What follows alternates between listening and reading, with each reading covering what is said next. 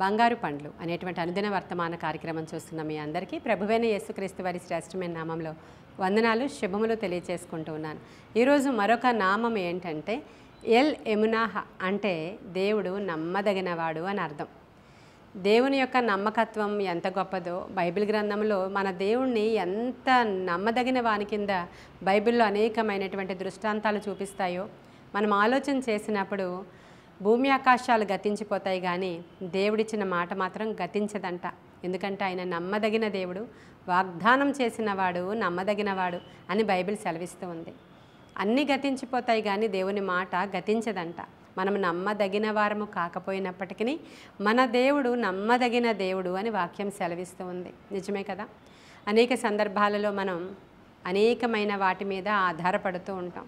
మన జ్ఞానాన్ని నమ్ముకుంటాం, మన డబ్బుని నమ్ముకుంటాం, మన ఉద్యోగాన్ని నమ్ముకుంటాం. అనేక సందర్భాలలో చాలామంది ఈ బిడ్డలు పెద్ద అయిన తర్వాత నన్ను బాగా చూస్తారని బిడ్డల్ని నమ్ముకుంటారు, బిడ్డలు తల్లిదండ్రులను నమ్ముకుంటారు. ఇలా మనం మనుష్యుల మీద ఎక్కువగా డిపెండ్ అయ్యి జీవిస్తాం. ఎందుకంటే మానవుడు సంఘజీవి కాబట్టి మనుష్యులను, ప్రక్కనున్న వారిని, భార్య భర్తను, భర్త భార్యను, తల్లిదండ్రులు బిడ్డలను, ఇలా మనం మనుష్యులము గనుక ఆటోమేటిక్గా అది సత్యం, మనం నమ్మాలి కూడా. అలా నమ్ముకుంటూ ఉంటాం. కానీ ప్రతి పరిస్థితికి చాలినవాడు మన దేవుడు. ఆయన ఎటువంటి దేవుడు అంటే ఆయన తల్లి కంటే గొప్పవాడని నేను అని పోల్చుకుంటున్నాడు. ఆయన తండ్రి వలె మనల్ని పోషించే దేవుడు, నమ్మదగిన దేవుడు ఆయన. ఒక వాగ్దానం ఎప్పుడైనా మన జీవితంలో ఆయన చేస్తే ఒకవేళ ఆలస్యం అవ్వచ్చేమో కానీ వాగ్దాన నెరవేర్పు మాత్రం తప్పకుండా జరుగుతుంది.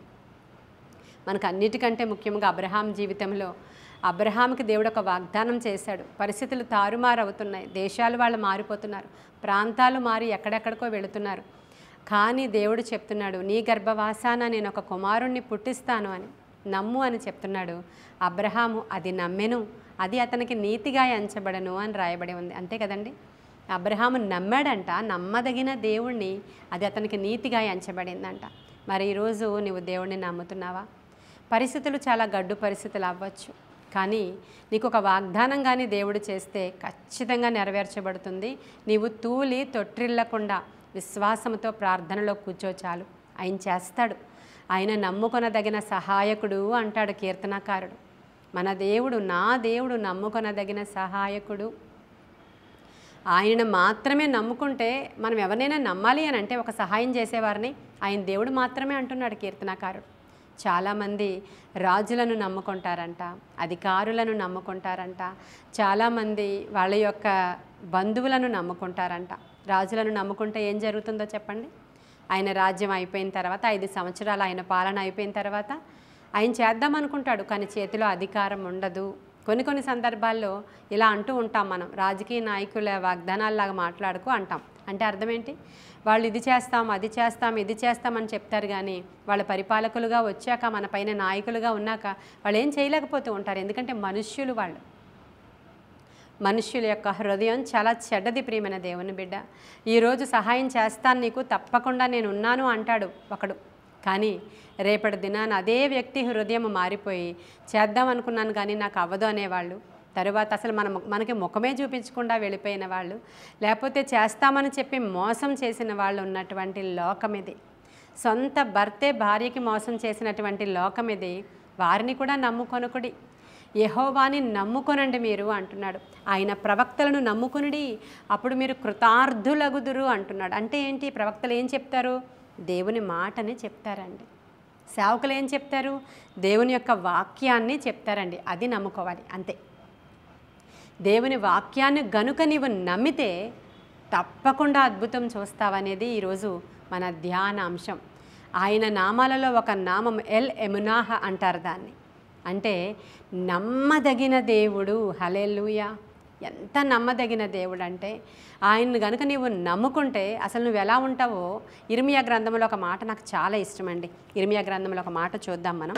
ఇర్మియా గ్రంథము 17వ అధ్యాయంలో 7వ వచనంలో, ఇర్మియా గ్రంథము 17వ అధ్యాయము 7వ వచనంలో చదువుతున్నాను చూడండి. 5వ వచనం నుంచి కూడా చదువుతున్నాను చూడండి. యెహోవా ఇలాగు సెలవిచ్చుచున్నారు, నరులను ఆశ్రయించి శరీరులను తనకు ఆధారముగా చేసుకొనుచు తన హృదయమును యెహోవా మీద నుంచి తొలగించుకొనివాడు శాపగ్రస్తుడు. వాడు ఎడారిలోని అరూహ వృక్షము వలె ఉండును, మేలు వచ్చినప్పుడు అది వానికి కనబడదు. వాడు అడవిలో కాలిన నేలయందు నిర్జనమైన చవిటి భూమి అందును నివసించును. అసలు ఆ మాటలు మీరు చదువుతూ ఉంటే నరులను ఆశ్రయించి శరీరులను తమకు ఆధారంగా చేసుకున్న వాళ్ళు ఎలా ఉంటారో కంపేర్ చేస్తూ ఉన్నాడు ఇర్మియా భక్తుడు ఇక్కడ. వాళ్ళను గనక మనం ఆధారం చేసుకుంటే ఎడారిలో ఉన్నటువంటి అరూహ వృక్షం లాంటి వాడు అంటవాడు. అలా ఎండిపోతారు, అలా ఎండిపోతుంది, అసలు నీడే ఉండదు. అసలు చెట్లే మొలుస్తాయా అండి ఎడారిలో? అటువంటిది నరులను ఆశ్రయించుట అనేది అటువంటిది. అదే యెహోవాని నమ్ముకునేవాడు ఎలా ఉంటాడో అక్కడ రాయబడి ఉంది. 7వ వచనం చూడండి, ఇర్మియా గ్రంథము 17వ అధ్యాయము 7వ వచనం. మీరు ఈరోజు ఇది అండర్లైన్ చేసుకోవాలి. యెహోవాను నమ్ముకొనువాడు ధన్యుడు, యెహోవా వానికి ఆశ్రయముగా ఉండును. వాడు జలముల యొద్ద నాటబడిన చెట్టు వలె నుండును, అది కాలువల ఓరన దాని వేళ్ళు తన్నును. హల్లెలూయా. అసలు ఇలాంటి వాగ్దానాలు ఎవరైనా ఇచ్చారా మీకు? మనము గనుక యెహోవాని నమ్ముకుంటే, మన దేవుణ్ణి నమ్ముకుంటే, ఎందుకంటే ఎల్ ఎమునాహగా ఈరోజు ఉదయకాల సమయంలో మీ ఇంటికి వచ్చారు కదా ఆయన.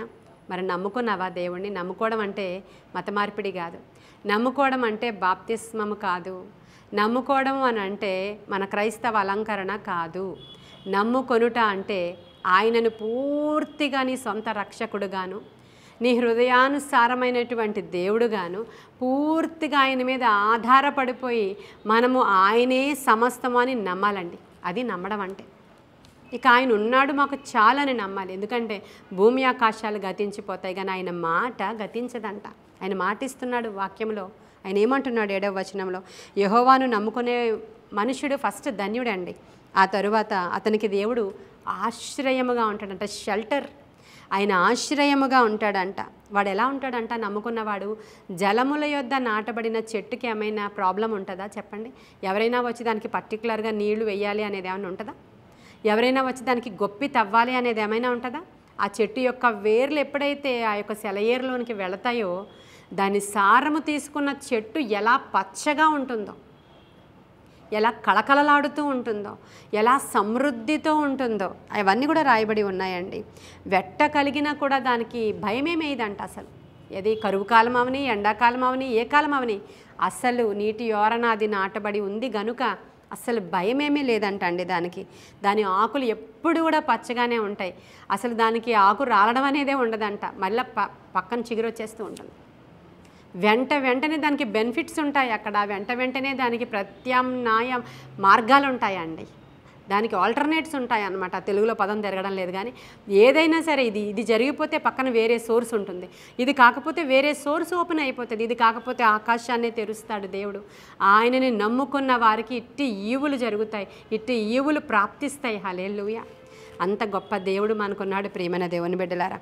అది ఆకు పచ్చగా ఉంటుందంట. ఒకవేళ వర్షం రాలేదనుకోండి, ఆ సంవత్సరాలలో కూడా దానికి చింత ఉండదంట. కరువు కాలం రావచ్చు, ఒకవేళ కొన్ని రోజుల నుంచి జీతాలు రాకపోవచ్చు, ఉద్యోగమే లేకపోవచ్చు, వ్యాపారమే సరిగా జరగకపోవచ్చు, కానీ అది చింతపడదు అని రాయబడి ఉంది.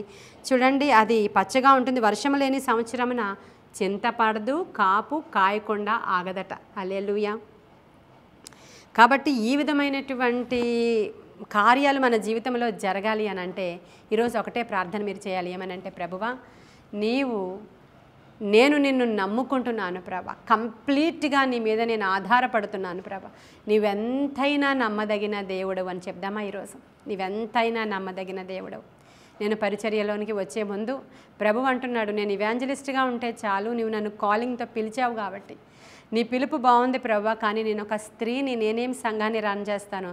ఇలా ఎవరైనా పిలిచినప్పుడు వాక్యం చెప్పడం, నాకు ఫస్ట్ వాక్యం కంటే ముందే నా హీలింగ్ మినిస్ట్రీ స్టార్ట్ అయింది.